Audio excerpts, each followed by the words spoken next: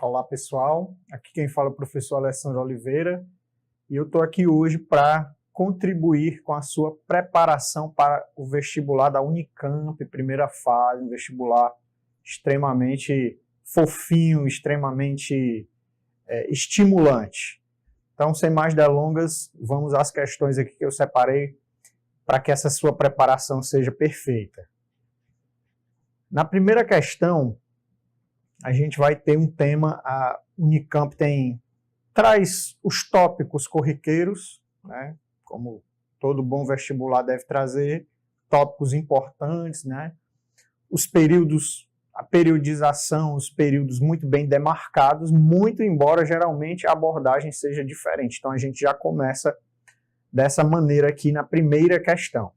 Vamos lá.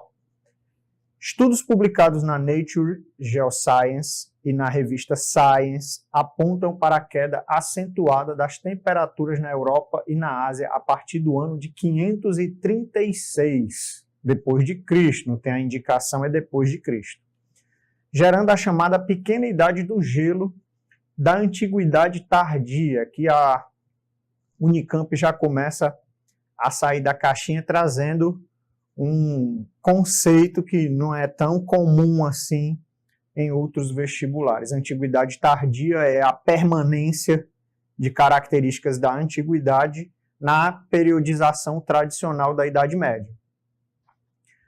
As mudanças nas temperaturas podem ter sido causadas por erupções vulcânicas, cujos efeitos foram reforçados pelas correntes oceânicas, pela expansão do gelo e pela coincidência de um mínimo solar, ocorrido no século VI.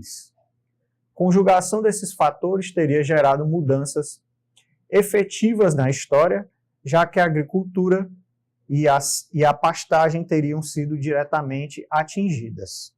Exemplos dessas relações entre o clima e a história humana podem ser encontrados na antiguidade, como a invasão da Europa por vários povos das estepes, a queda do Segundo Império Persa e a entrada dos turcos na Anatólia, o início da expansão árabe, entre outros. Texto muito rico que fala sobre transformações no meio que acabam incidindo sobre a vida do ser humano.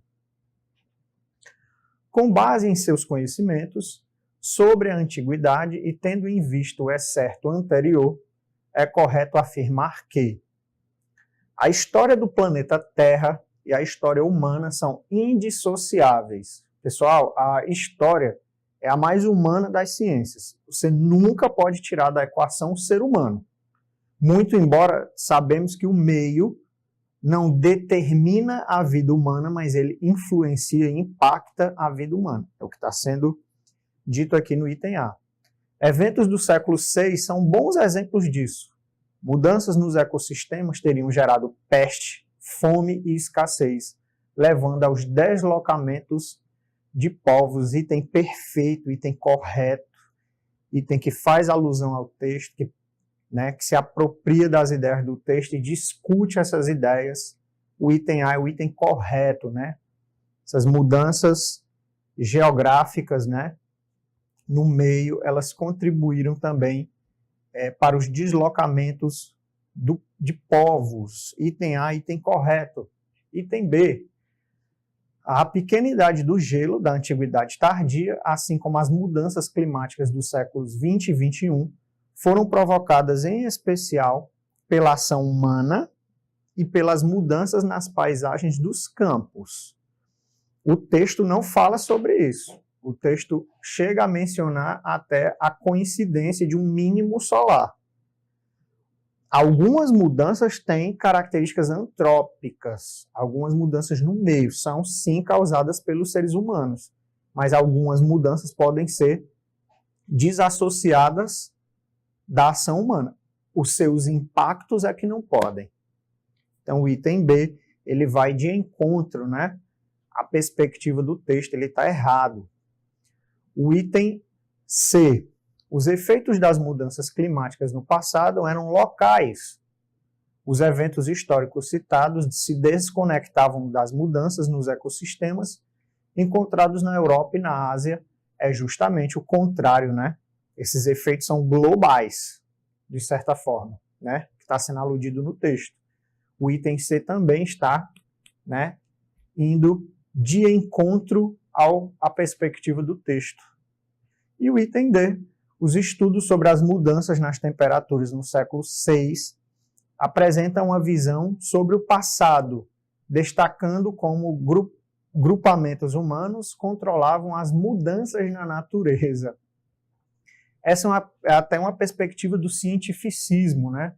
Ali do século XVII e XVIII, no século XIX, a perspectiva de que o ser humano é capaz de conter forças da natureza, mas a gente sabe que isso, né, está em desacordo com a perspectiva mais crítica da história.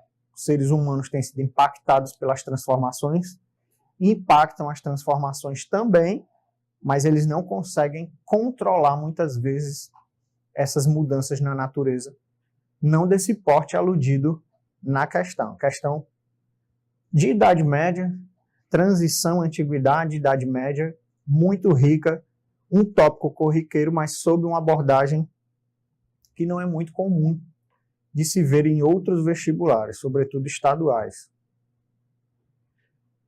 Para a segunda questão, nós vamos para uma questão de antiguidade clássica, um pouco mais clássica, né, para ser aqui redundante. Vamos lá. Nos estudos sobre a antiguidade clássica, produzidos até o final do século XX, era costumeira a afirmação de que as mulheres em Atenas não participavam de política. Pelo visto, aqui nós temos mais um texto que vai sair da caixinha, que vai trazer um tópico corriqueiro, mas sob uma nova perspectiva.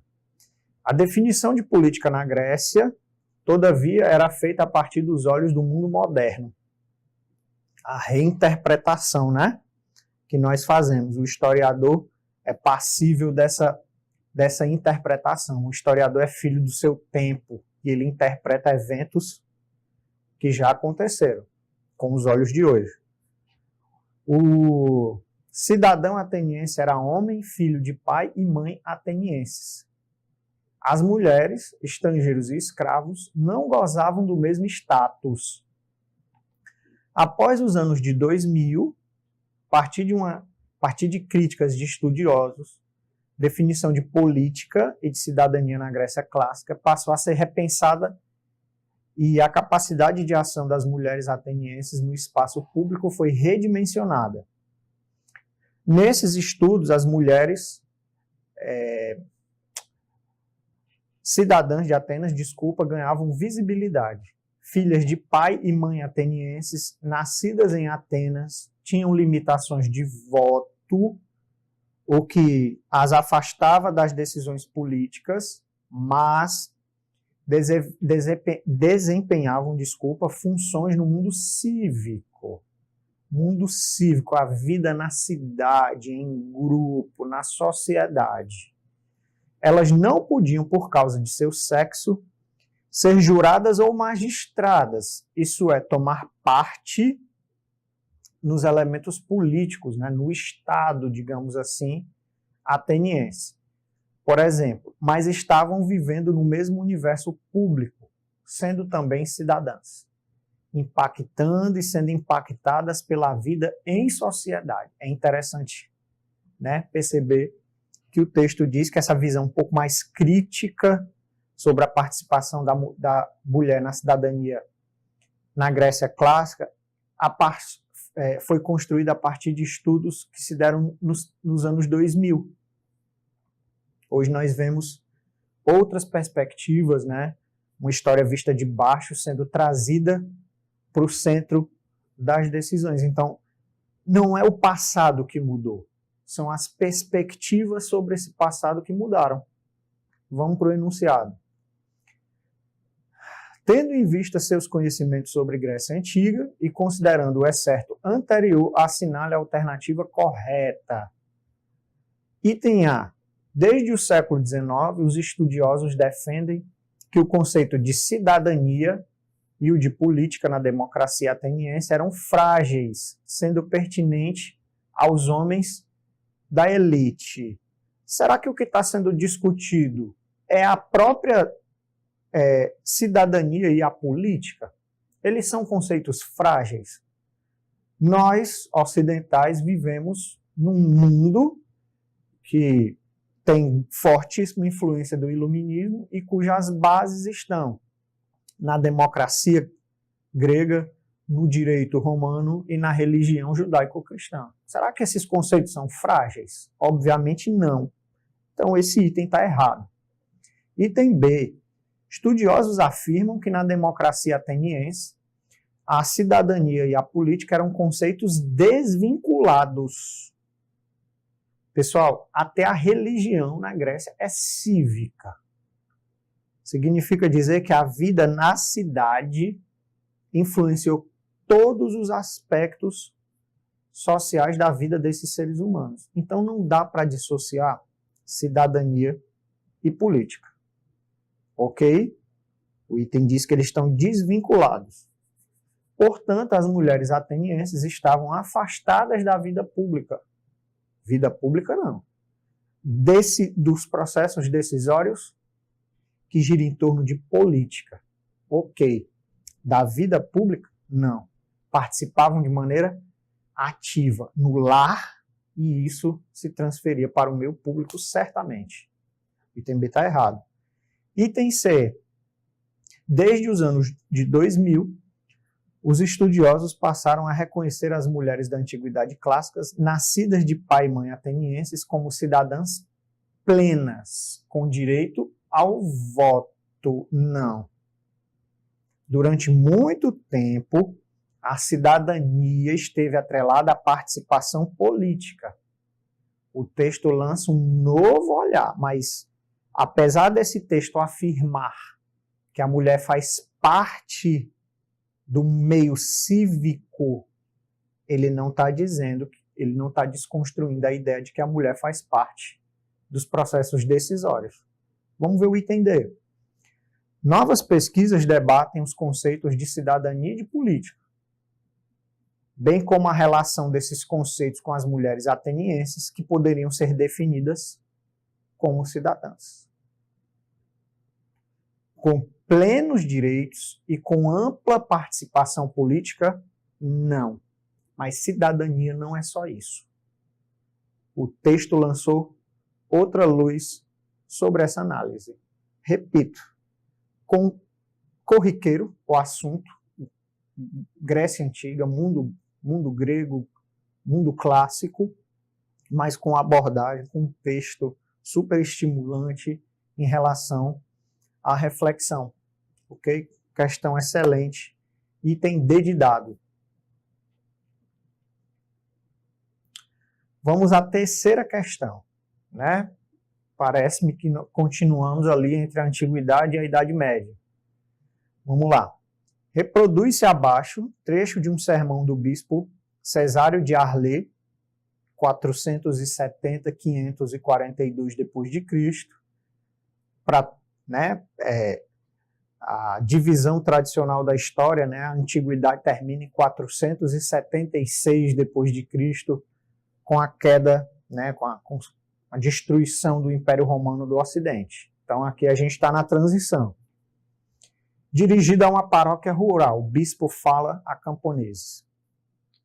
Vede, irmãos, como quem recorre à igreja em sua doença obtém a saúde do corpo e a remissão dos pecados. Se é possível, pois, encontrar este duplo benefício na igreja, por que há infelizes que se empenham em causar mal a si mesmos, procurando os mais variados sortilégios, recorrendo a encantadores, a feitiçarias em fontes e árvores, a amuletos, charlatães, videntes e adivinhos? Então o bispo está tecendo uma crítica, né? Ele está se dirigindo a uma paróquia rural, certo? Eu quero refazer uma coisa que eu disse no começo.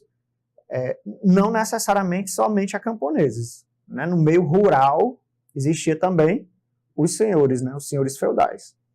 A partir desse sermão escrito no sul da França, no sul da atual França, desculpa, é correto afirmar que a Igreja Católica assumia funções espirituais e deixava à nobreza o cuidado da saúde dos camponeses através de ordens religiosas e militares. A gente está numa sociedade de ordens. Qual era a função da nobreza?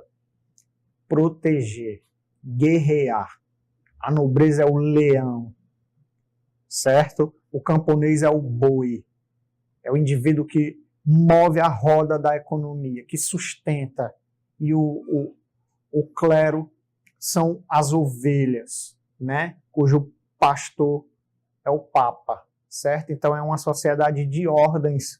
O próprio texto diz que é papel da Igreja Católica o zelo sobre a saúde, que a saúde não está desassociada dos elementos religiosos. O item está errado. B, o cristianismo tinha penetrado em todas as categorias sociais e era interpretado da mesma forma através da autoridade dos bispos. Aqui a gente tem um exagero, né, do papel da Igreja Católica. Está tudo dominado pela Igreja Católica nesse período? O aluno mediano ele vai pensar que sim, né? Uma sociedade medieval, uma sociedade marcada pela grande influência da Igreja Católica. Mas se fosse assim, não teria sortilégios. Então veja só, esse cristianismo ele não penetra todas as categorias sociais, certo? Desculpa, ele pode penetrar, mas ele não domina completamente. Existe dissidência também, né?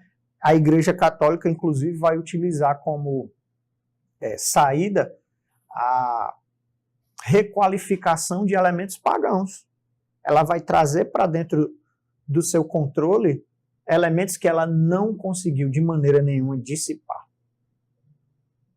Ok? O item B está errado.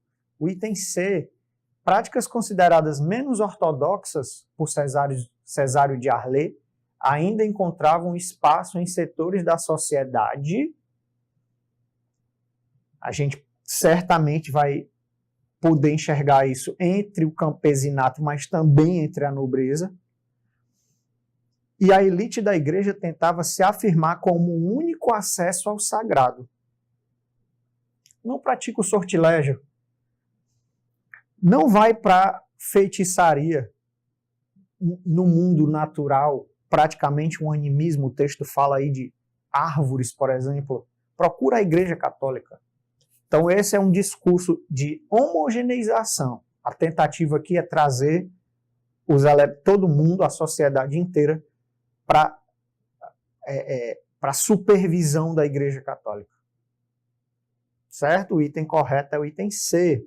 Item D, o avanço do materialismo estava afastando da igreja os camponeses, que com isto deixavam de pagar os dízimos eclesiásticos. Materialismo? Amuletos, adivinhos, videntes, o sobrenatural que ainda domina esse pensamento meio pagão de algumas pessoas que fogem à autoridade da Igreja Católica, às vezes por desespero. A mãe que faz um chá para a sua criança, mas que tem a crença de que aquilo poderia ser efetivo. Então não é o materialismo que afasta esses camponeses, alguns camponeses, como eu disse para vocês, certo? São crenças pagãs que derivam ainda, né, dos vestígios de uma cultura politeísta germânica, por exemplo. Aí, então, não esqueça disso, não está tudo dominado. Pessoas, práticas, fugiram à autoridade da Igreja Católica, muito embora isso seja a exceção na Idade Média. Sobretudo na Alta Idade Média, que é o assunto dessa questão. Por falar em Idade Média, a gente vai aqui à quarta questão, e a gente vai se referir aqui o papel de uma civilização, de um povo, de uma cultura extremamente importante para o mundo medieval, que são os muçulmanos, os árabes. Vamos à questão. Os estudiosos muçulmanos adaptaram a herança recebida dos povos arabizados. Entre os domínios conquistados pelos muçulmanos estava a Mesopotâmia e o Antigo Egito, civilizações que desde cedo observaram os fenômenos astronômicos. O estudo dos fenômenos naturais no crescente fértil possibilitou a agricultura e perdurou por milênios. Nas costas do Mar Egeu, na região da Jônia, surgiram no século VI a.C. as primeiras explicações dos fenômenos naturais desvinculadas dos desígnios divinos. Então, existe progresso em diferentes regiões na Antiguidade. Como esse progresso chega ao Ocidente? E as conquistas de Alexandre permitiram o início do intercâmbio entre o conhecimento grego. O texto traz a primeira pista. De um lado, e dos antigos impérios egípcio, babilônico, e persa, do outro. Além disso, houve trocas científicas e culturais com os indianos, outra civilização muito antiga, né? Muito longeva, arapenses, a civilização de Mohenjo-Daro, os arianos. O Império Árabe Islâmico foi, a partir do século VII, o herdeiro desse legado científico multicultural, ao qual os estudiosos muçulmanos deram seus aportes ao longo da Idade Média. Por que herdeiro? Porque é um império que foi construído sobre a divulgação do islamismo e sobre um forte comércio itinerante, que ao entrar em contato com diferentes regiões acabou promovendo esse intercâmbio. A ironia é que aqui no Ocidente se construiu a narrativa de que muçulmanos são intolerantes, o que não condiz necessariamente com a realidade sob uma perspectiva crítica. Fontes históricas dão conta do vigoroso intercâmbio cultural cujo vetor é o árabe muçulmano. Vamos à questão. Considerando o texto acima sobre o Islã medieval e seus conhecimentos, assinale a alternativa correta. Item A.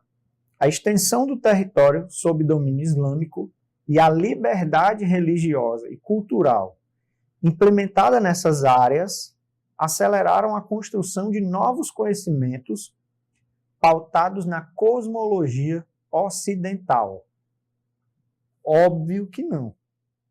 A cosmologia ocidental não influencia a construção desse vigoroso conhecimento, desse domínio islâmico. É uma cosmologia oriental. Se a gente der uma esticada, as raízes, né, do islamismo estão muito ligadas às raízes do judaísmo, certo? Então o item A está equivocado.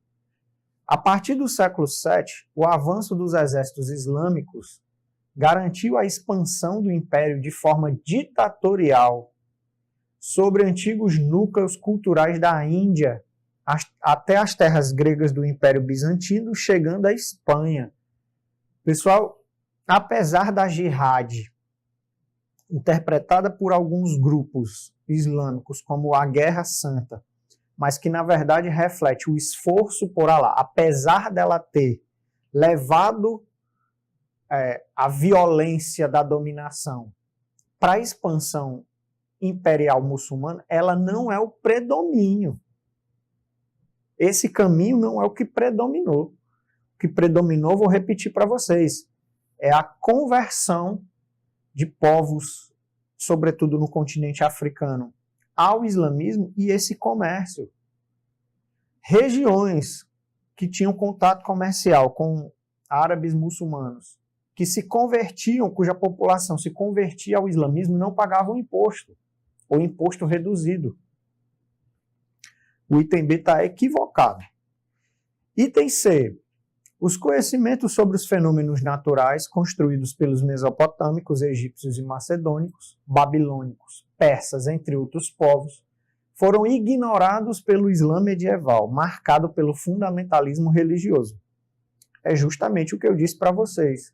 Essa visão do item C, ela reflete um pouco uma visão equivocada de que o fundamentalismo religioso destruiu, dissipou toda e qualquer outra forma de cultura, de modos de vida e etc. O que predomina é uma tolerância, literalmente, nesse aspecto. Povos africanos, por exemplo, né, convertidos ao islamismo, puderam ainda manifestar parte dos seus elementos culturais, um tipo de sincretismo, digamos assim. Então o item C está equivocado. O item D, a difusão de saberes multiculturais foi uma das marcas do Império Árabe Islâmico. A difusão de saberes multiculturais. Tolerância cultural. E não apenas a aculturação de povos dominados. Sendo ele a via de transmissão do sistema numérico indiano, não é o nome do sistema que você usa aqui no Ocidente, numérico indo-arábico, porque foi desenvolvido pelos indianos e trazido ao Ocidente pelos árabes. Para o Ocidente, de obras da filosofia greco-romana para o Oriente. Então, os árabes muçulmanos eles foram um poderoso vetor de troca, difusão de diferentes culturas, né? Todos os efeitos, por exemplo, a pólvora foi inventada pelos chineses e trazida ao Ocidente pelos árabes.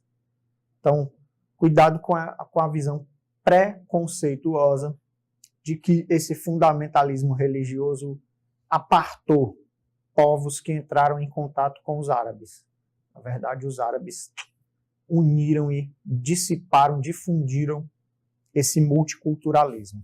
Questão linda, repito, tópico frequente, Idade Média, muçulmanos, mas sob uma nova perspectiva, uma perspectiva crítica e reflexiva. Chegamos à Idade Moderna. Temos uma questão do tópico talvez mais importante de todos, né? O tópico do Renascimento na Idade Moderna. Vamos a ela. De uma forma inteiramente inédita, os humanistas, entre os séculos XV e XVI, criaram uma nova forma de entender a realidade. Um novo olhar, uma nova perspectiva, uma nova forma de enxergar o mundo, afastando-se do olhar teocêntrico medieval. Magia e ciência, poesia e filosofia misturavam-se e auxiliavam-se numa sociedade atravessada por inquietações religiosas e por exigências práticas de todo gênero. De novo, a gente está saindo da caixinha. Renascimento, pensamento antropocêntrico, valorização da razão. Pessoal, a ciência experimental ainda está em construção. Então aqui a gente está num período de transição. E a gente não pode esquecer de que há no processo histórico rupturas e permanências.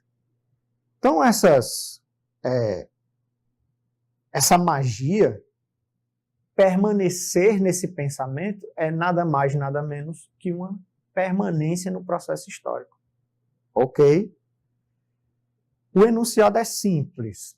Sobre o tema é correto afirmar que o texto é muito rico, né? Item A. O pensamento humanista implicava a total recusa da existência de Deus nas artes e na ciência, que libertava o homem para conhecer a natureza e a sociedade. Olha a permanência. O pensamento humanista também é cristão. O enredo, apesar de ter muitos elementos clássicos nas obras, ele é cristão também, né? A criação de Adão, parte super importante, pintada por Michelangelo no teto da Capela Sistina, é Deus e Adão. Apesar do pensamento humanista colocar o antropocentrismo em detrimento do teocentrismo, não é um movimento ateu. O item A está equivocado.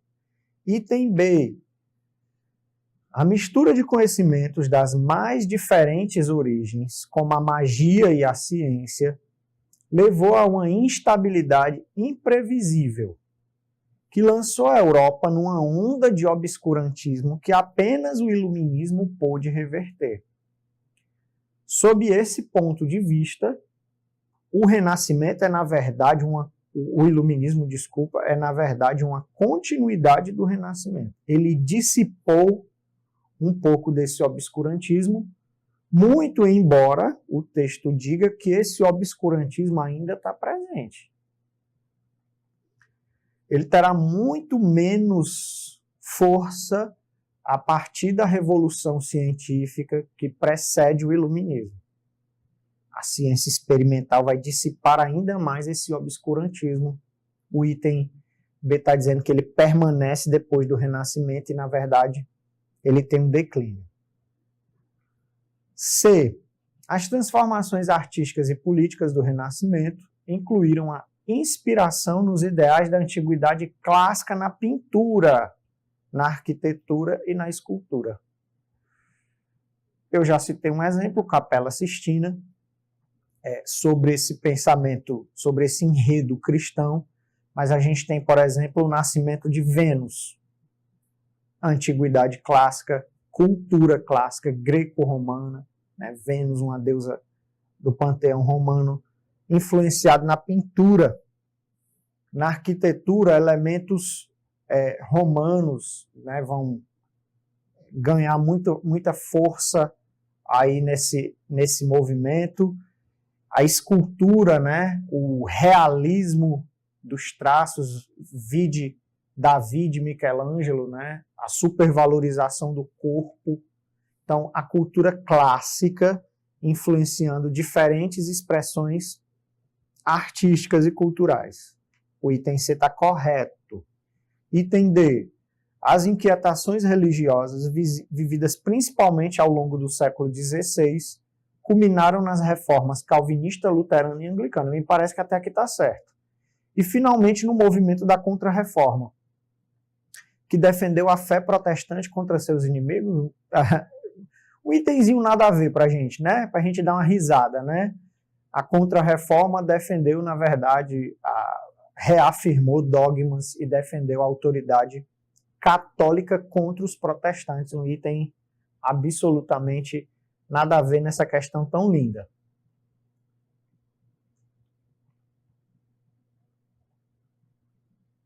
Vamos agora à sexta questão. Uma questão onde a gente continua na Idade Moderna para falar de outro tópico super importante, né? Na verdade, aqui a gente tem dois tópicos importantes da Idade Moderna, que é o absolutismo / mercantilismo e a expansão marítima comercial. Vamos lá. Segundo os historiadores, pela primeira vez, uma potência europeia desenvolveu um projeto planetário que abrangia 4 continentes, a fim de assentar as pretensões universais da monarquia. Para isso, os juristas espanhóis invocaram a noção de extensão geográfica, sem precedentes de suas possessões. Com a monarquia católica surgiram a primeira economia mundial e um regime capitalista e comercial intercontinental. Quando é que nasce o fenômeno da globalização? Pode pensar que é a partir do século XX, né? Mas isso já é ponto pacífico, sobretudo em discussões mais críticas e reflexivas no século XXI, século XX, XXI, esse fenômeno da globalização ele se acelerou. A globalização teria início aí na Idade Moderna com a expansão marítima comercial. Vamos ao enunciado. Com base no texto do historiador Serge Gruzinski sobre as monarquias católicas, assinale a alternativa correta. Item A. A noção de monarquia católica inclui Portugal, Espanha e Inglaterra, que colocaram em marcha um processo de expansão marítima planetário, calcado no trabalho assalariado dos indígenas. Um item com muitos erros, né? A Inglaterra, desde a dinastia Tudor, com Henrique VIII e o ato de supremacia, deixou de ser uma monarquia católica, passou a ser uma monarquia protestante e anglicana. O trabalho assalariado dos indígenas é outro equívoco desse item. Embora no Brasil tenha se utilizado o escambo, não se pode considerar isso como trabalho assalariado, tendo em vista que é uma troca comercial sem utilização de moeda. Item B. O projeto planetário da monarquia católica calcava-se na memória do Império Romano, sendo que Roma ambicionou estabelecer seu aparato burocrático ágil e repressivo nos 4 continentes. Será que os romanos pretendiam... a gente não sabe especificamente aqui quais continentes. Supõe-se que a referência aqui seja Europa, África, América e Ásia, né? Sem falar de Oceania. Será que os romanos intentaram estabelecer seu domínio sobre a América? Ou esse continente era desconhecido aos olhos dos romanos? O item B está nitidamente errado. Item C. O projeto planetário da monarquia católica fundava-se em um corpo jurídico criado com argumentos teológicos, em uma burocracia exercida à distância e no trabalho compulsório, item perfeito. Né? No caso, me parece que se trata mais da monarquia espanhola. Argumentos teológicos, na Igreja Católica, ela deu o aval para a dominação dos povos ditos inferiores, com vistas à catequização desses povos, sobretudo na América. Uma burocracia exercida à distância. A gente tem as grandes instituições coloniais, portuguesa e espanhola, fincadas na Europa, né? O Conselho Supremo das Índias e o Conselho Ultramarino na Europa à distância, muito embora tenham sido enviados os representantes, e no trabalho compulsório, sobretudo no caso da Espanha, num primeiro momento, imposto às populações indígenas nativas, e no caso de Portugal e da Espanha também, escravizados africanos. Item perfeito, item C. O item correto. Item D. A monarquia católica expandiu seu projeto comercial baseado em estamentos feudais nos moldes das capitanias hereditárias implantadas na América, na África e na Ásia.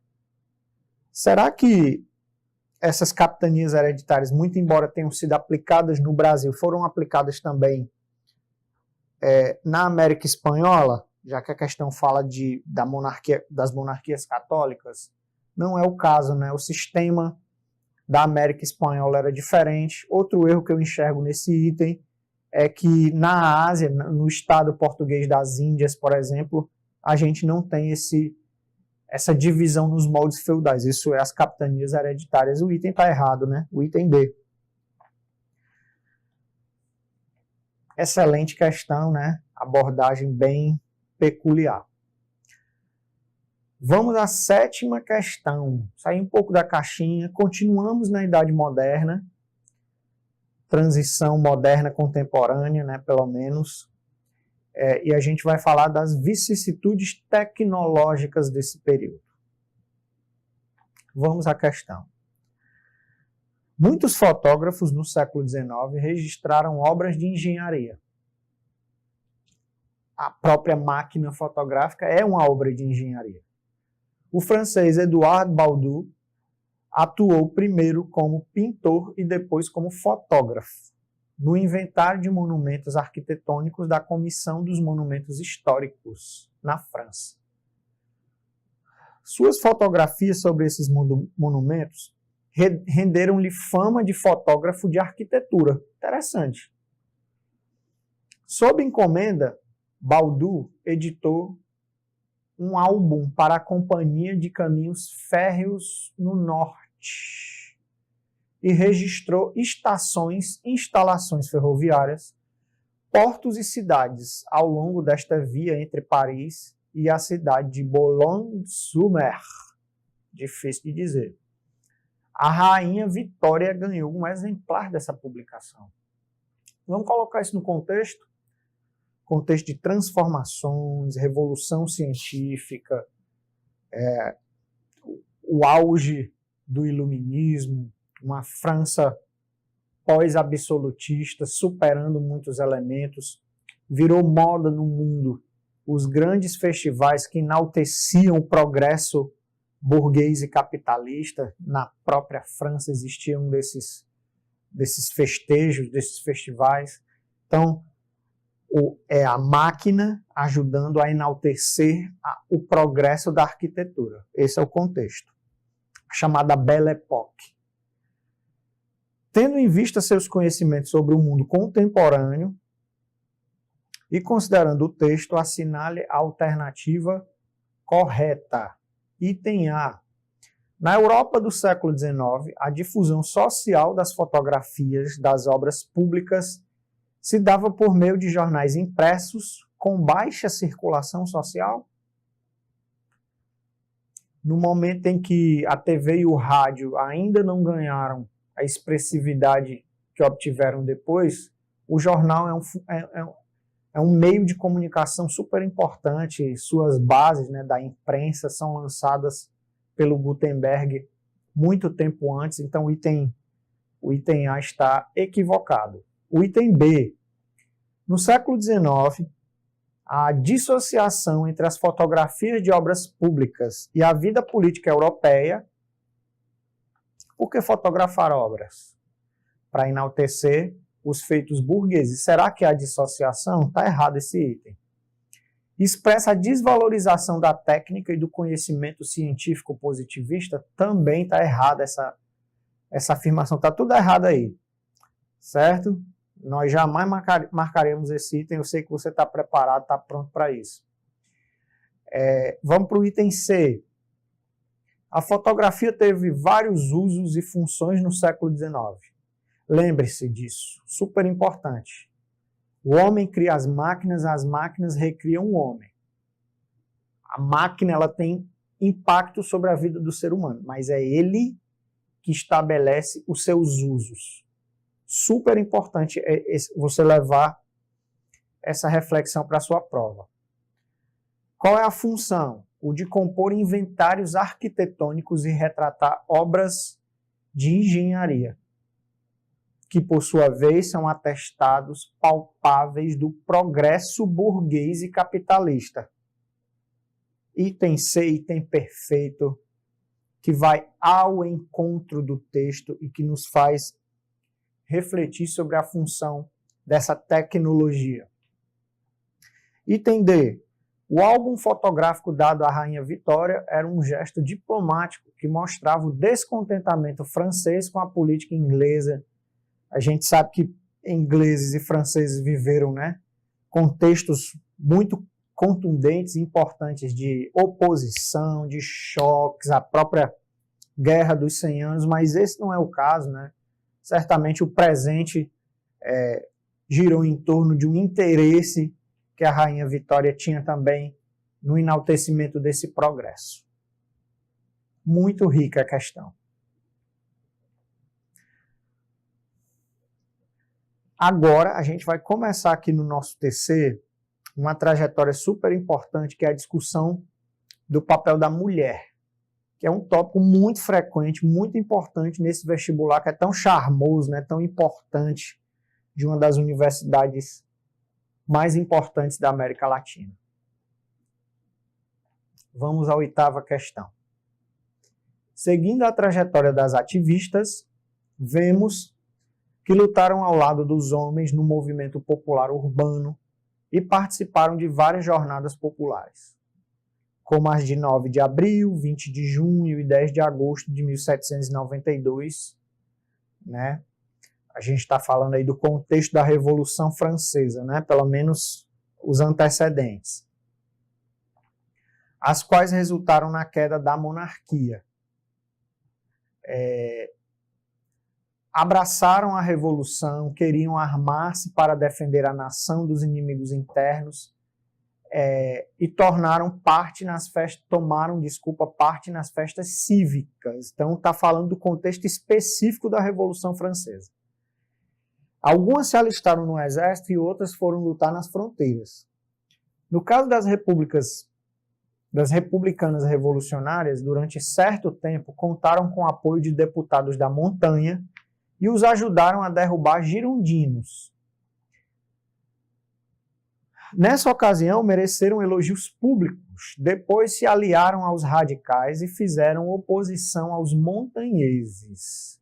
O papel da mulher foi muito importante na Revolução Francesa, muito embora durante muito tempo a historiografia feita por homens tenha suprimido esse papel. As militantes adquiriram uma visibilidade nunca imaginada para mulheres do povo, despertando o interesse e a inquietação de integrantes do governo acerca da questão dos direitos civis e políticos femininos. Sua presença na cena política foi tolerada e até incentivada no início da Revolução Francesa, porém reprimida em outubro de 1793 e depois de forma definitiva em 1795. Com base no É Certo e em seus conhecimentos sobre a Revolução Francesa, assinale a alternativa correta.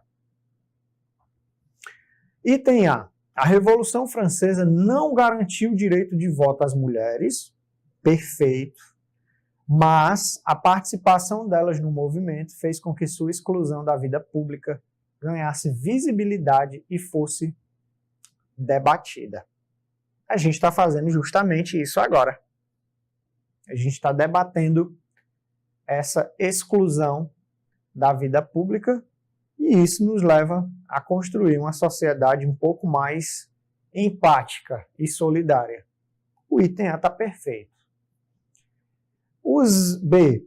Os ideais de igualdade, liberdade e fraternidade da Revolução consolidaram os direitos civis e políticos das mulheres, igualando-os aos direitos do homem de forma inédita na história da França e da Europa. A gente sabe que isso não aconteceu. O próprio item A rechaça o item B, né? A mulher não ganhou, por exemplo, o direito de voto. Item C. Os revolucionários consideravam que as tarefas desempenhadas pelas mulheres na Revolução eram irrelevantes e restritas às atividades domésticas. Por isso, elas não conquistaram os mesmos direitos civis que os homens. Esse item podia estar certo. Muito embora os revolucionários, grande parte deles, né, a imensa maioria, tenha se apropriado das ideias iluministas, que talvez não trouxeram a justa, a digna participação política das mulheres, mas também não as rechaçou dessa forma, não as diminuiu dessa forma. Então, o item C é um exagero, certo? O item D. A Revolução Francesa aboliu a desigualdade de gênero em todos os âmbitos da vida pública por meio da Declaração Universal dos Direitos Humanos, que estabelecia a igualdade de cidadania. Aqui a gente tem um anacronismo, certo? A Declaração Universal dos Direitos Humanos é a declaração criada pela ONU no contexto da Guerra Fria. A Revolução Francesa criou a Declaração Universal dos Direitos do Homem e do Cidadão. Então, o nome, né, alude, se refere a esse predomínio masculino sobre a figura da mulher. Questão muito rica. Então, pessoal, agora vamos à 9ª questão. A gente continua aqui na Idade Contemporânea, Transição Moderna Contemporânea, Revolução Francesa. Vamos à questão. Mary Wollstonecraft abre sua obra Reivindicações dos Direitos da Mulher, de 1792, com uma carta ao senhor Talleyrand Périgord, antigo bispo de Autun e político ativo durante a Revolução Francesa. O bispo propõe Nova Constituição, o que foi apresentado e discutido na Assembleia Revolucionária. Nessa carta, Wollstonecraft afirma: mas se as mulheres devem ser excluídas sem voz da participação dos direitos naturais da humanidade, prove antes, para afastar a acusação de injustiça e inconsistência, que elas são desprovidas de razão. De outro modo, essa falha em sua nova Constituição sempre mostrará que o homem deve de alguma forma agir como um tirano, e a tirania, quando mostra sua face despudorada em qualquer parte da sociedade, sempre solapa a moralidade. Então aqui nós temos uma mulher importante mostrando um argumento fundamental acerca de feminismo e contra essa ordem machista estabelecida. Vamos ao enunciado.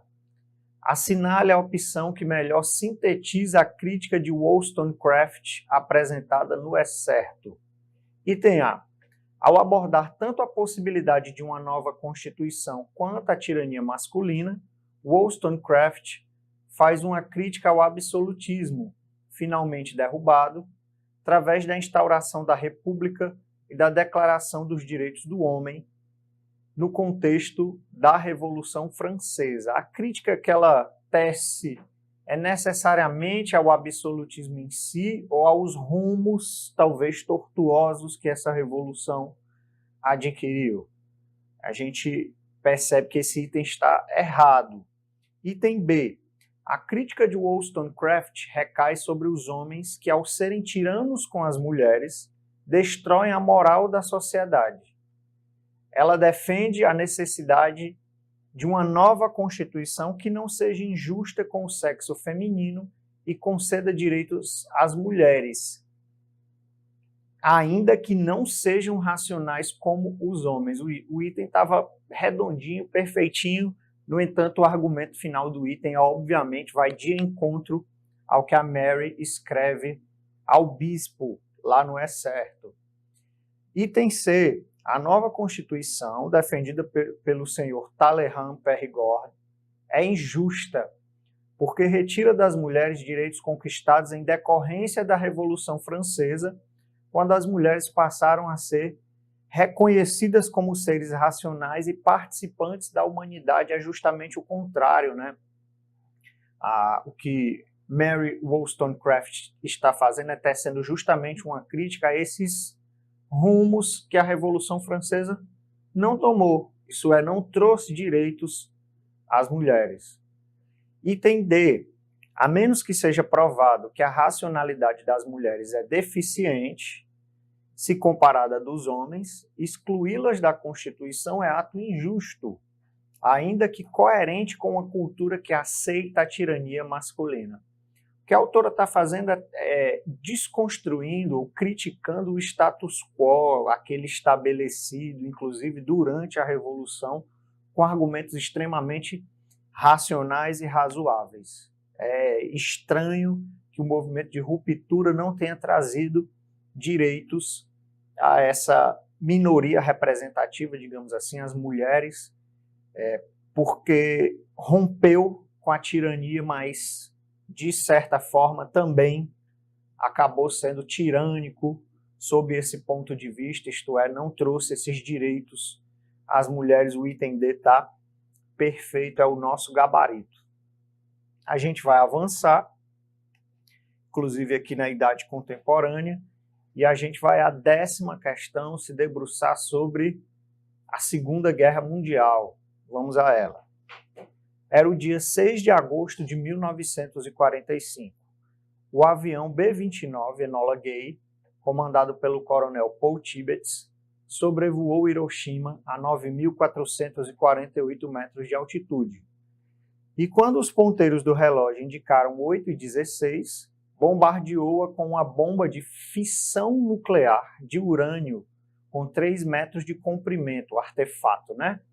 71,1 centímetros de diâmetro e 4,4 toneladas de peso. A bomba foi detonada a 573 metros do solo. Um colossal cogumelo de fumaça envolveu a região. Corpos carbonizados jaziam por toda parte. Visão terrível, né? Muito bem construída aqui pelo Sidney Munhoz. A visão aterradora. O texto é muito vívido. Atônitos, sobreviventes vagavam pelos escombros à procura de comida, água e abrigo. Seus corpos estavam dilacerados, queimados, mutilados. Cerca de 40 minutos após a explosão, caiu uma chuva radioativa, ainda efeito, né, desse ataque terrível. Muitos se banharam e beberam dessa água. Seus destinos foram selados. Né? Aqui a gente está trabalhando com o desfecho da Segunda Guerra Mundial e a gente tem uma questão interdisciplinar, né? Trabalha com físico-química aqui junto com a história. Vamos ao enunciado. A explosão da bomba mencionada no texto. Item A. Ocorre a partir da desintegração espontânea do núcleo de urânio, enriquecido em núcleos mais leves, liberando uma enorme quantidade de energia. Eu não vou entrar muito aqui no mérito da questão química, né, professor de História, Ciências Humanas, mas a gente vai analisar principalmente a segunda parte e eu vou dar para vocês, né, estimular aqui um caminho que você possa seguir para acertar essa questão. Esse bombardeio significou o início da corrida armamentista entre Estados Unidos e União Soviética. É bem verdade que alguns historiadores consideram que a Guerra Fria nasce dentro da Segunda Guerra Mundial e que esse evento seria uma demonstração de força, né? Algumas provas já se referiram, inclusive, a esse ataque como teste militar. Mas eu acredito que essa corrida ela começou principalmente lá na Batalha de Stalingrado, vencida pela União Soviética. Então essa rivalidade ela teria tido início já com a demonstração de força da União Soviética, muito embora haja essa visão acerca dessa demonstração armamentista dos Estados Unidos. Vamos ao item B. Ocorre devido à desintegração do núcleo de urânio em núcleos mais leves. Veja que o item A fala de desintegração espontânea. Aqui no item B, a gente não tem a palavra espontânea.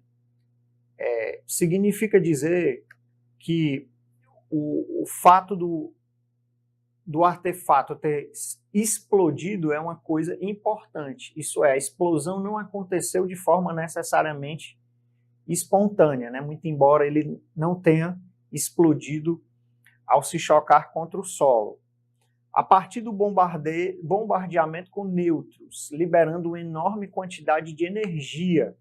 Então vejam, essa aqui já consultei os grandes mestres aqui da instituição, essa aqui é uma definição mais que está em melhor consonância com o conceito de fissão, né? A quebra do núcleo, né? Que é diferente da fusão, está aludida, mesmo que de maneira, né, incorreta nos outros itens. Vamos à parte histórica. Esse ataque é considerado um símbolo final da Segunda Guerra Mundial, um desfecho terrível, uma demonstração de força, pegando aí a ideia do item A. Então o item B é o item correto. Item C. Ocorre a partir da combinação de núcleos de urânio enriquecido com nêutrons, formando núcleos mais pesados e liberando uma enorme quantidade de energia. Isso não é fissão, ok? Vamos à segunda parte do item. Esse bombardeio foi uma resposta aos ataques do Japão a Pearl Harbor, no Havaí, a base naval norte-americana no Havaí. Essa teria sim sido uma resposta. Então esse item, essa segunda parte do item C, ela também está num caminho relativamente correto, mas a questão química da detonação do artefato da bomba não está correta. Item D. Ocorre devido à desintegração do núcleo de urânio em núcleos mais leves, a partir do bombardeamento com nêutrons, liberando uma enorme quantidade de energia. Veja que a gente tem exatamente a mesma definição do item B, o nosso gabarito no item D. No entanto, A segunda parte é diferente. Esse ataque causou perplexidade por ser desferido contra um país que havia permanecido neutro na Segunda Guerra Mundial, tá? Errado, o Japão tomou parte, fez parte do eixo Roma-Berlim-Tóquio. Então o caminho é você ter muito bem solidificado, tendo em vista uma questão da prova de história, muito bem solidificada essa questão histórica, contextual. O item correto é o item B. Vamos à próxima questão. Um tema super importante, muito atual, muito frequente em muitas provas. Eu venho dizendo para vocês que, apesar da Unicamp trazer tópicos, né, muito representativos de toda a prova, ela sai um pouquinho da caixinha muitas vezes na abordagem. Então vamos à questão 11. No livro A Invenção dos Direitos Humanos, a historiadora Lynn Hunt, uma referência em direitos humanos, pega essa dica para você, nomeou 2 mecanismos de transformação na França, de fins do século XVIII. O primeiro seria a popularização dos chamados romances epistolares, uma questão que traz também um pouco de literatura para a gente discutir.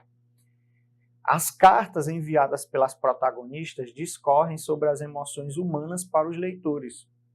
As lutas das personagens Clarice e Pamela, descritas por Samuel Richardson, ou as questões de Julia, personagem de Jean-Jacques Rousseau, fizeram com que os leitores reconhecessem a legitimidade de seus desejos e de suas vivências. É a empatia, a literatura como um elemento de sensibilização. Muito legal essa questão. Outro mecanismo de transformação social foi a campanha contra a tortura, que é um dos elementos, né, mais importantes contra os quais se deve combater quando se fala de direitos humanos. Né? Tortura. Tortura deve ser combatida. Marcada por uma nova visão de corpo. Para Hunt, ler relatos de tortura e romances epistolares ajudou a moldar o foro íntimo de cada um, o que teve repercussão na política. Muito, muito, muito interessante essa questão, porque aborda que os direitos humanos eles precisam ser realizados e as pessoas precisam introjetar essa noção de direitos humanos, e aqui um dos caminhos é a sensibilização por meio da literatura. Vamos ao enunciado. Considerando o texto anterior e o contexto histórico comentado, assinale a alternativa correta sobre os direitos humanos. Item A. O nascimento dos direitos humanos ligou-se ao aparecimento do sentimento de empatia entre diferentes sujeitos sociais, independentemente de sua condição social, como se podia ver nos romances epistolares. Direitos humanos dizem respeito a todos os seres humanos, sem exceção de cor, credo, cultura, gênero, ok? Então esse item está correto até aqui, vamos ver o final. Isso influenciou os preceitos de liberdade individual e de igualdade social, perfeito, preceitos super importantes que dão base a esse conjunto de realizações tão importantes para a história da humanidade, que são os direitos humanos. O item A está correto. Item B. Conhecidas através dos romances policiais editados pela imprensa revolucionária francesa, as personagens literárias femininas subalternas ganharam importância ao se oporem à tortura defendida pelo Terceiro Estado nos debates sobre direitos humanos. Terceiro Estado, Revolução Francesa, agente ativo, iluminista. Então, essa tortura, ela não fazia parte necessariamente dos ideais do Terceiro Estado. Pelo contrário, você pode estar pensando, por exemplo, na fase do terror, onde há o abuso da guilhotina, mas por mais estranho e contraditório que isso possa parecer, na verdade a guilhotina foi um elemento que foi introduzido nesse contexto para diminuir o sofrimento na pena capital. Então é justamente o contrário, a chamada navalha nacional, a guilhotina, ela na verdade servia para diminuir o sofrimento nas condenações em penas capitais. Então, o item B está discordante. C. O nascimento dos direitos humanos envolveu a contestação pela imprensa francesa da tortura como prática de obtenção de testemunho ou como castigo. Isso se devia ao fato de que a tortura feria a concepção cristã de corpo defendida pela Declaração dos Direitos do Homem e do Cidadão. Documento iluminista não é uma concepção cristã, é uma concepção liberal, certo? Que advém da racionalidade iluminista. Esse item está errado. Item D. Ao afirmar que todos são iguais perante a lei e que todos gozam dos mesmos direitos, independentemente de sua origem social ou nascimento, a Declaração dos Direitos do Homem e do Cidadão defendia o cidadão passivo, indiferente à violência e à humilhação na convivência cotidiana, justamente o contrário. Ela defende um cidadão ativo, que combate a violência e a humilhação na convivência cotidiana como direito fundamental. O item D está errado. Excelente questão, maravilhosa. Vamos à 12ª questão. Alexandre von Humboldt foi um cientista que analisou o processo das descobertas marítimas do século XVI, classificando-o como um avanço científico ímpar. A descoberta do Novo Mundo foi marcante porque os trabalhos realizados para conhecer sua geografia tiveram incontestável influência no aperfeiçoamento dos mapas e nos métodos astronômicos para determinar a posição dos lugares. Muito legal a questão. Apesar de falar da expansão marítima comercial, né, a gente volta um pouquinho aqui para a Idade Moderna, ela tem uma abordagem diferente. Humboldt constatou a importância das viagens, imputando-lhes valor científico e histórico. Muito legal. Contexto e a interpretação do contexto a partir da visão desse sujeito. Vamos ao enunciado. Assinale a alternativa correta. Bem enxuto, né? O enunciado. A. O tema dos descobrimentos relaciona-se ao estudo da inferioridade da natureza americana, que justificava a exploração colonial e o trabalho compulsório. E, apesar desse ter sido muitas vezes um elemento usado no discurso de dominação, a natureza do indivíduo humano, lá no processo de colonização da América, não é isso que o Humboldt discute no texto, certo? Item B. Humboldt retoma o marco histórico dos descobrimentos, analisa e das viagens marítimas e reconhece suas contribuições para a expansão do conhecimento científico. Pense comigo. O normal seria que imaginássemos que Idade Moderna não houve avanços, totalmente defasado com os olhares de hoje, né? Seria uma visão preconceituosa. Mas, na verdade, ele reinterpreta isso. Essa expansão marítima, apesar de ter causado muitos males, ela também trouxe alguns benefícios à humanidade, um sobressalto no desenvolvimento tecnológico e da ciência. Posso citar o aperfeiçoamento de instrumentos de navegação, como a bússola e o astrolábio, por exemplo. Então, ele reinterpreta esse fenômeno, né, com um olhar um pouco mais crítico e reflexivo e pensando também nos benefícios que esse contexto trouxe para a ciência, questão fora da caixinha. Item C. Os conhecimentos anteriores às proposições de Galileu foram preservados nos mapas. Está errado, amigos. Houve uma ruptura, né? Conhecimentos anteriores ao Galileu, por exemplo, eles davam conta de que a Terra era plana, muito embora essa visão tenha permanecido na Idade Moderna por um certo tempo, ela foi superada concomitantemente ao aperfeiçoamento tecnológico que o Humboldt discute lá no texto, né? Métodos astronômicos e conhecimentos geográficos do mundo resultantes dos descobrimentos, não.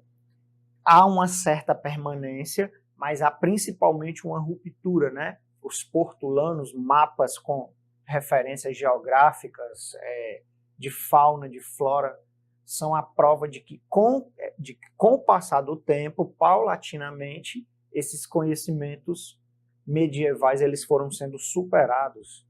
Item D.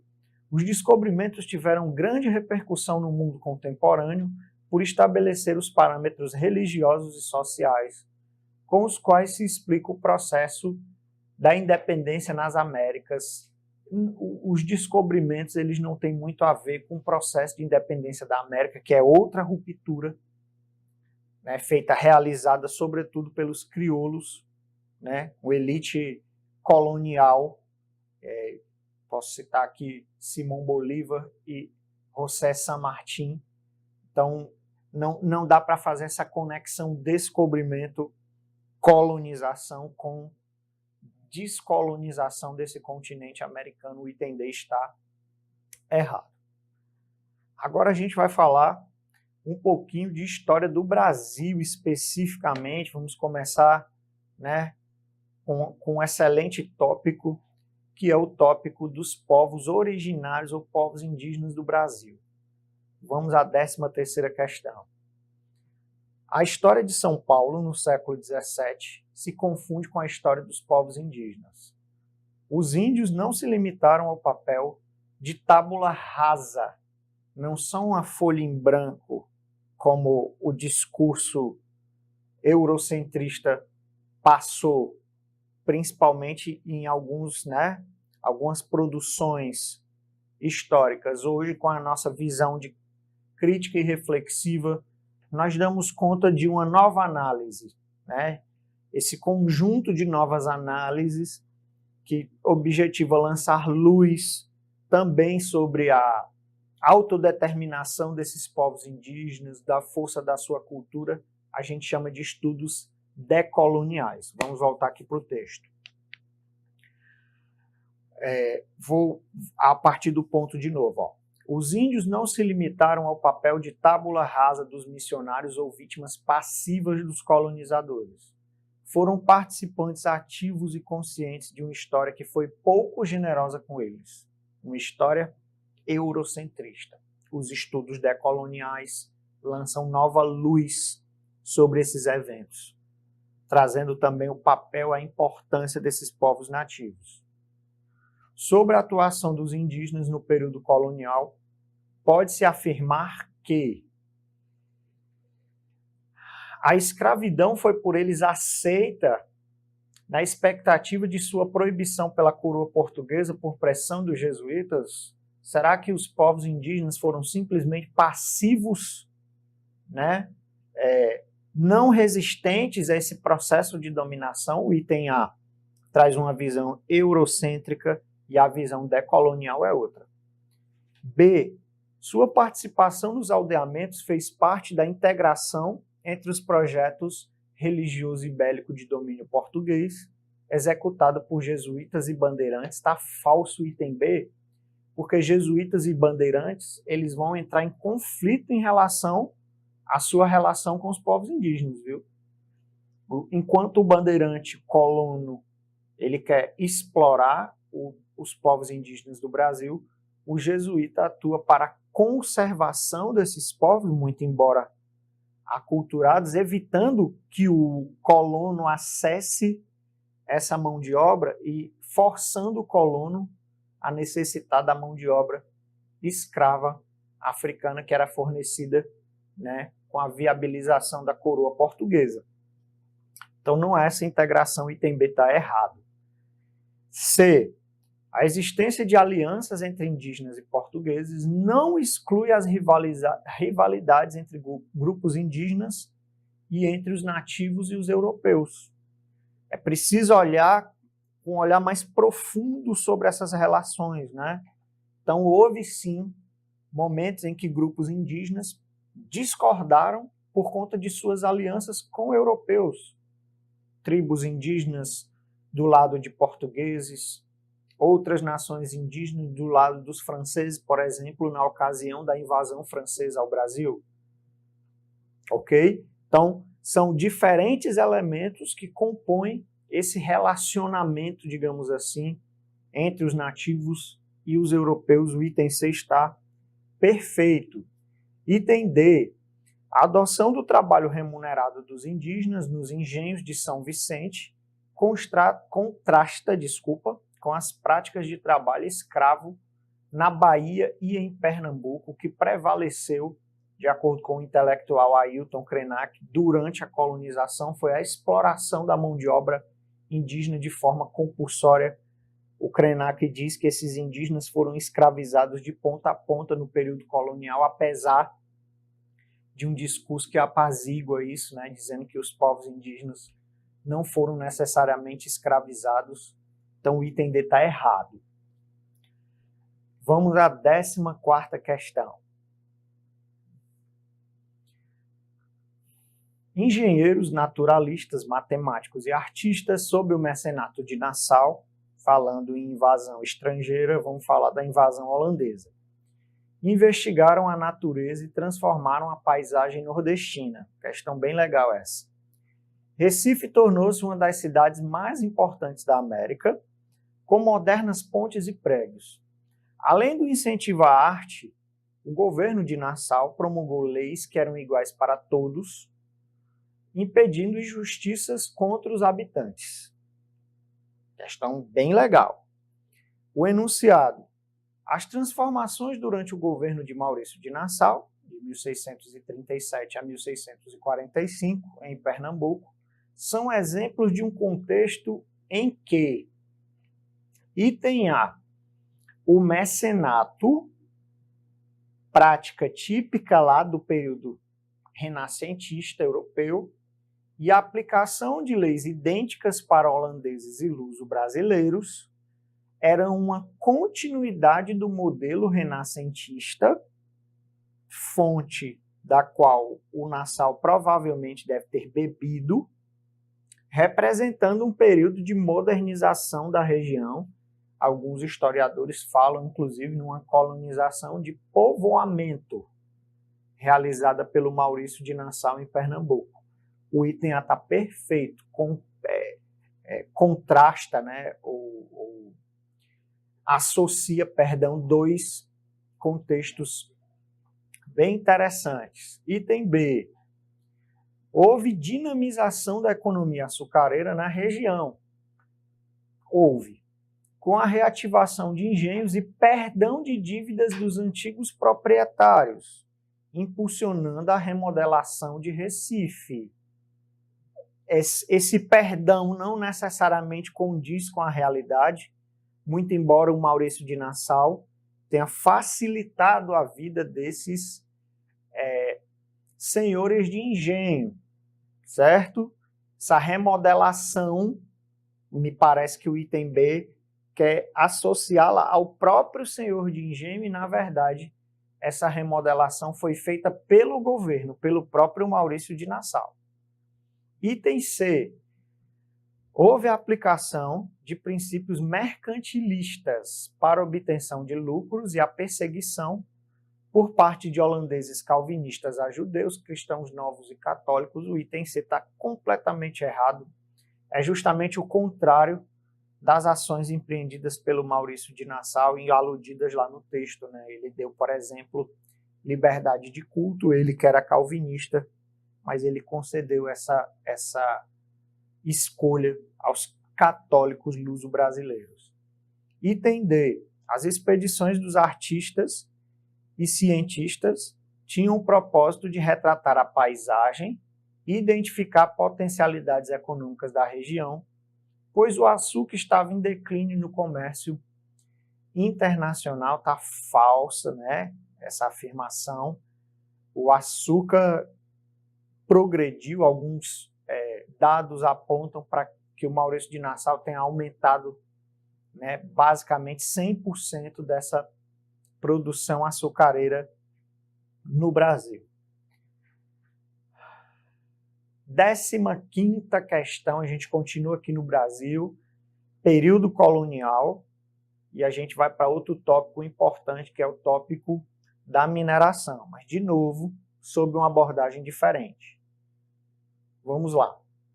A arte colonial mineira seguia as proposições do Concílio de Trento, contra a reforma ou reforma católica, dando visibilidade ao catolicismo reformado. O artífice deveria representar paisagens sacras, os temas dessa arte, dessa expressão artística pós-Concílio de Trento, são cristãos. Não era, portanto, plenamente livre na definição dos traços. Não era, portanto, plenamente livre na definição dos traços e temas das obras. Sua função era criar, segundo os padrões da Igreja, as peças encomendadas pelas confrarias, grandes mecenas das artes. Em Minas Gerais, confrarias são conjuntos de devotos que se unem no entorno à adoração a um determinado santo específico, e essas confrarias geralmente eram bolhas sociais, isso é, confrarias de homens ricos, reuniam a elite mineradora, mas confrarias também de, pelo menos agrupamentos de pessoas mais pobres também reuniam indivíduos do mesmo extrato social no entorno dessa adoração. É interessante. Essas confrarias ricas, por exemplo, elas vão financiar essa arte e vão ser responsáveis também pela riqueza arquitetônica, pelo menos no financiamento, né, da riqueza arquitetônica dessa região. Tudo isso fortemente influenciado por essa expressão artística, né, que seria qual? Vamos aqui para essa questão. Considerando as informações do enunciado, a arte colonial mineira pode ser definida como item A, renascentista, pois criava na colônia uma arte sacra própria do catolicismo reformado, resgatando os ideais clássicos segundo os padrões do Concílio de Trento. Essa contra-reforma é renascentista? Pelo contrário, né? Contra-reforma surge a partir da reforma protestante, que por sua vez é influenciada pelo renascimento, né? Então esse item ele está completamente em conflito. Item B, barroca. Essa é a expressão artística da contra-reforma, já que seguiu os preceitos da reforma católica ou contra-reforma. Era financiada e encomendada pelas confrarias e criadas pelos artífices locais, né, como Aleijadinho e Mestre Ataíde. Vale aqui uma ressalva, tá? Apesar dela não ser livre, como diz o texto, esses mestres da cultura brasileira, eles ressignificaram esse barroco. Eles deram uma carinha de colônia a essa arte barroca, né? Então, existe um pouquinho dessa alteração também nessa arte barroca. Item C, escolástica. Escolástica é uma corrente filosófica, porque seguir as proposições do Concílio de Trento não está falso. Aqui é a expressão artística. Os artífices locais, financiados pela Igreja, apenas reproduziam as obras de arte sacra europeias. Acabei de explicar para vocês, o barroco brasileiro tem uma carinha de colônia, né? O tom da pele na escultura e na pintura é um pouco mais pardo, certo? Então, apesar de ter mantido o enredo e boa parte das características, o barroco brasileiro tem uma cara de colônia. Item D, popular, por ser criada por artífices locais que incluíam escravos, libertos, mulatos e brancos pobres, que se colocavam sob a proteção das confrarias. Ela não é popular porque ela não foi financiada por populares, apesar de Mestre Ataíde e Aleijadinho terem furado essa bolha aí no que toca ao conjunto de artistas. Ela não é uma arte popular porque ela é financiada pela elite, para a elite, né, para demonstração do poder econômico, político e social nessa região. Vamos à 16ª questão. Tópico importantíssimo que não pode faltar numa prova jamais, que é o tópico do quilombo, uma das mais importantes formas de resistência à escravidão no período colonial brasileiro.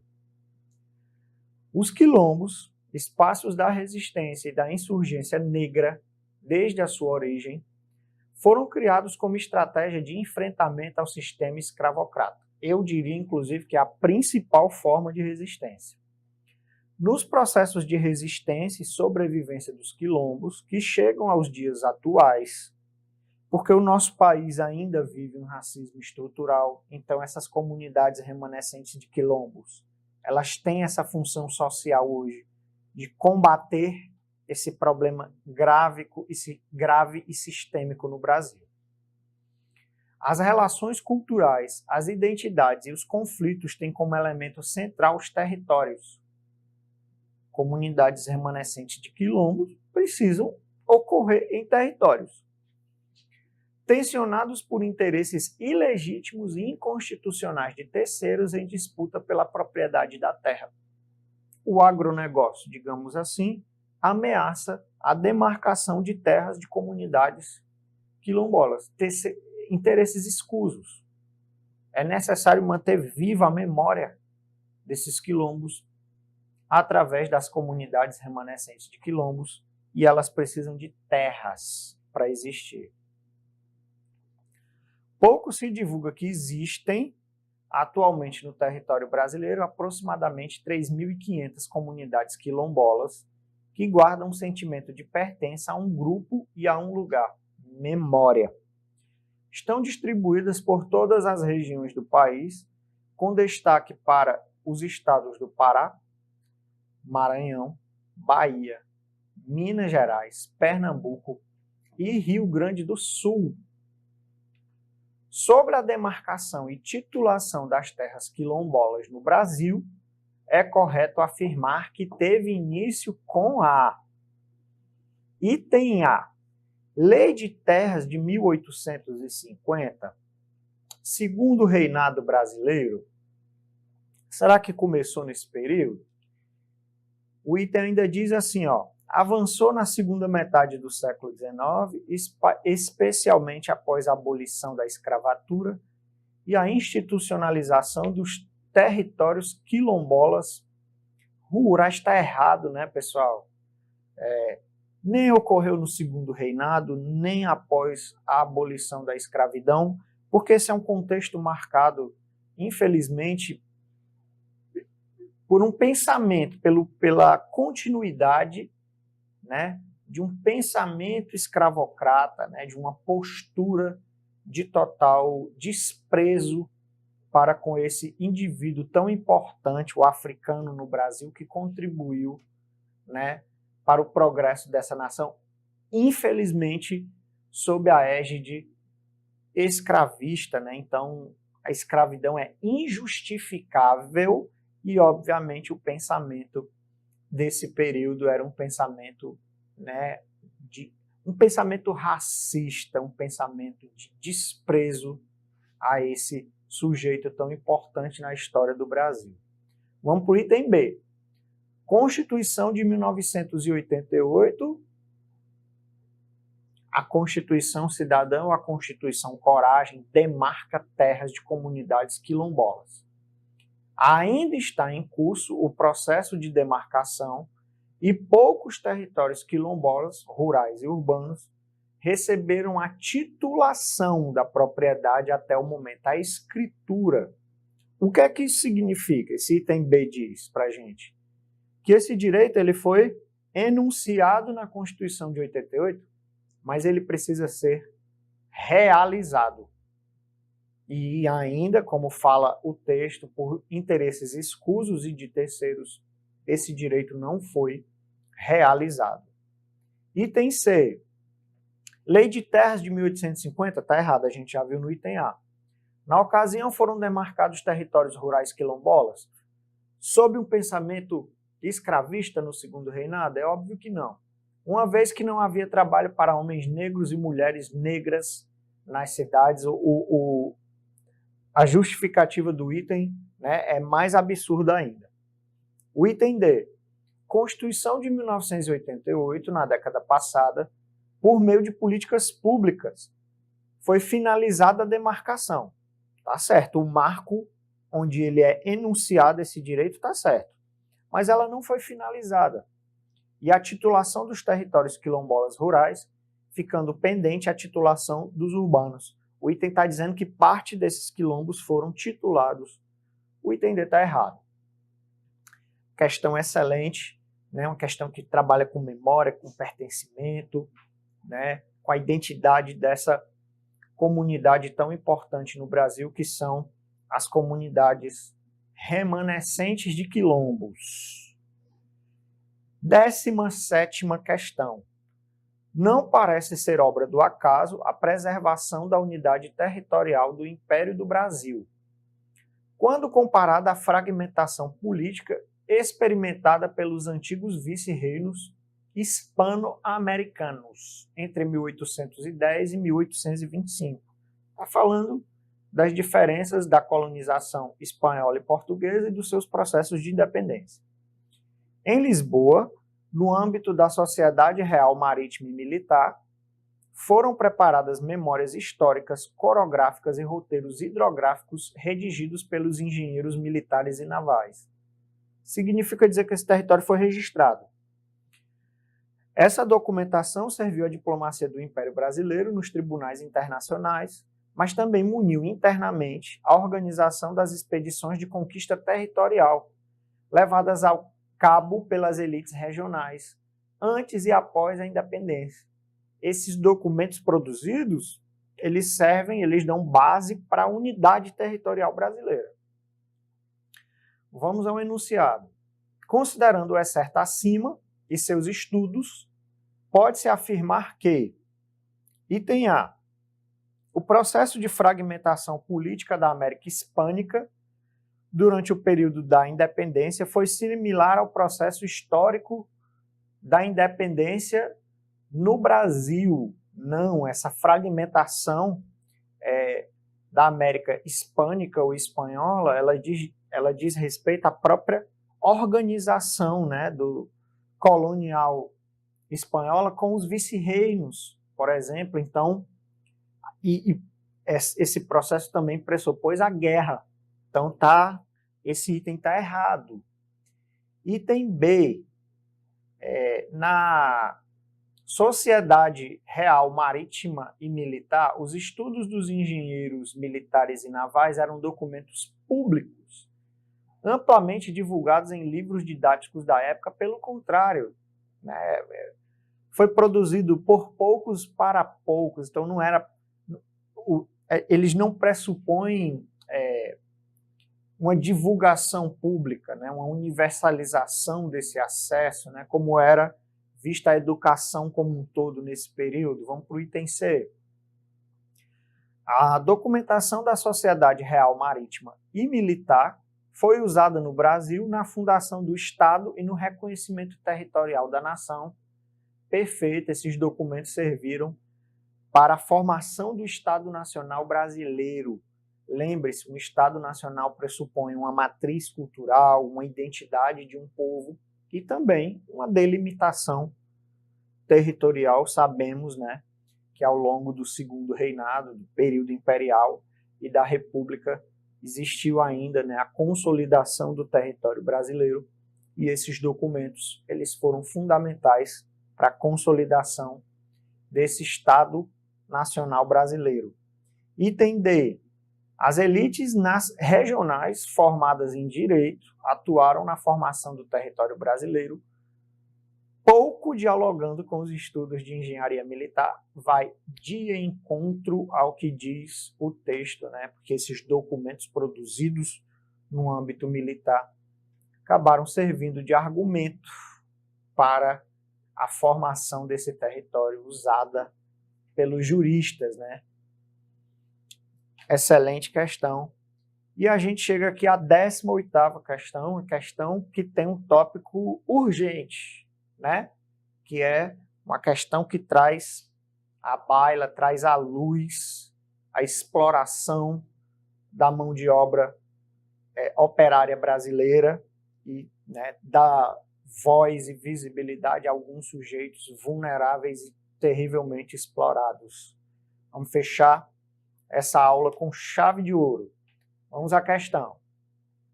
Na greve de 1917, em São Paulo, os conflitos propagaram-se a partir do cotonifício Cresp, com cerca de 2.000 trabalhadores em pouco tempo. Congregaram 50 mil pessoas numa cidade de 400 mil habitantes. Olha a representatividade, 1/8, né, dessa cidade tão importante que é a cidade de São Paulo, uniu-se em torno da luta por melhores condições de vida e de trabalho. Entre sociedades de classes, as quais eram combativas, políticas e de identidade étnica, havia sido organizado em março daquele ano, pouco antes da eclosão da greve, o Comitê Popular de Agitação contra a Exploração das Crianças. Olha que legal. Por meio de enquetes, reuniões e palestras, o comitê procurava revelar as relações de trabalho a que os menores estavam sujeitos. Jornadas extenuantes e graves acidentes. Lembrando que a criança, né, a sua mão de obra foi explorada porque pressupunha-se que ela é inferior e, portanto, né, se podia pagar um salário menor. Né? Essa criança também está em maior vulnerabilidade. O homem, né, nessa visão da época, tinha mais força para se insurgir contra essa exploração. A gente vê aqui muito, de forma muito contundente, né, a exploração capitalista sobre a mão de obra operária.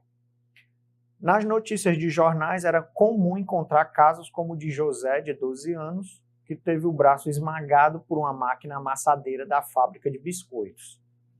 A fidelidade.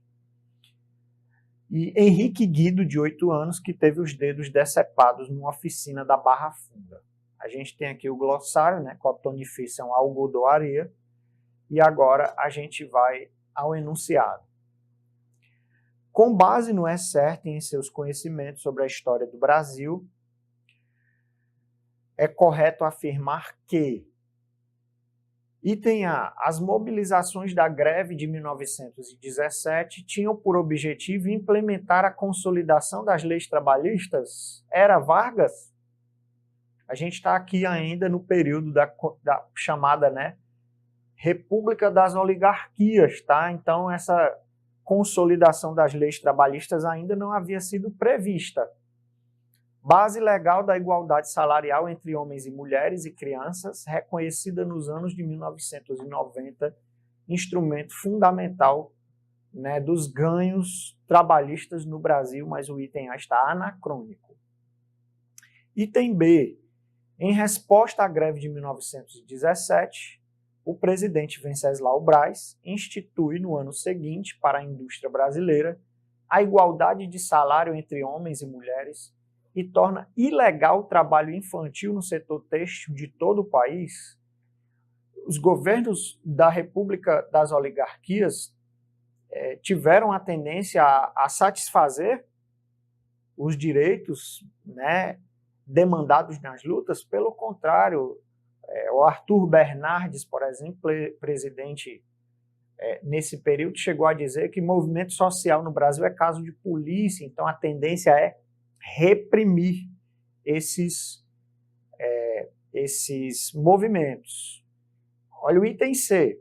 A greve de 1917 foi impulsionada, entre outros fatores, pelos baixos salários, não obstante o cenário de alta inflação, crise social, baixo poder de compra, de consumo do trabalhador, multas contra os trabalhadores. A opressão não vem só pelo baixo salário, não. Ó. Multas contra os trabalhadores, acidentes, jornadas extenuantes e falta de regulamentação do trabalho de menores. Item perfeito, o item C, de certo, que são os itens que você vai marcar nessa prova, todos os itens certos. Item D. Na época da greve de 1917, o trabalho das crianças nas fábricas era considerado ilegal. Se fosse considerado ilegal, não era tão comum, né? Inclusive com acidentes graves.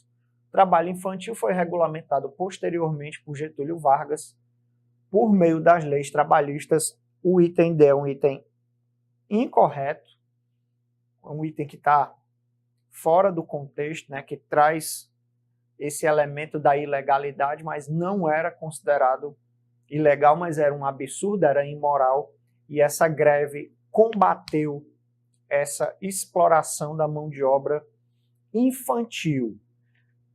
Pois bem, meus queridos alunos e alunas, passamos por tópicos, né, importantes, contundentes, viemos da antiguidade, passamos pela Idade Média, moderna e contemporânea.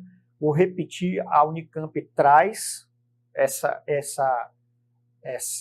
divisão, digamos assim, essa periodização, sim, a gente consegue enxergar na prova, mas sob outra perspectiva, estimulando que você tenha um olhar crítico e reflexivo, tirando você do conforto, digamos assim, da zona de conforto de alguns vestibulares estaduais. É um vestibular diferente, muito charmoso, né? Muito importante, traz tópicos que nos fazem crescer como pessoas, como cidadãos. Então foi uma honra, um prazer finalizar aqui essa aula e eu tenho certeza que você vai obter o sucesso esperado nesse vestibular. Muito obrigado e até a próxima.